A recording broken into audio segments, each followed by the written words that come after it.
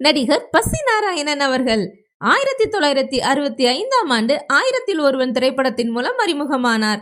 இவர் 500 திரைப்படங்களில் நடித்துள்ளார். இவர் கவுண்டமணி அவர்களுடன் நடித்து பிரபலமானார்.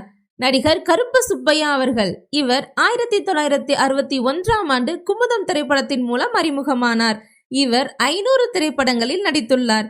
நடிகர் குண்டு கல்யாணம் அவர்கள் இவர் 1980ஆம் ஆண்டு மழலை பட்டாளம் திரைப்படத்தின் மூலம் அறிமுகமானார். இவர் 750க்கும் மேற்பட்ட வெவ்வேறு மொழி திரைப்படங்களில் நகைச்சுவை வேடங்களில் நடித்துள்ளார். நடிகர் இடிச்சப்புலி செல்வராஜ் அவர்கள் இவர் நடித்த முதல் திரைப்படம் 1965ஆம் ஆண்டு 1000ல் ஒருவன். இவர் 500க்கும் அதிகமான திரைப்படங்களில் நடித்துள்ளார். நடிகர் கோவை செந்தில் அவர்கள் 1980ஆம் ஆண்டு ஒரு கையோசை திரைப்படத்தின் மூலம் அறிமுகமானார். இவர் 400க்கும் அதிகமான தமிழ் திரைப்படங்களில் நடித்துள்ளார்.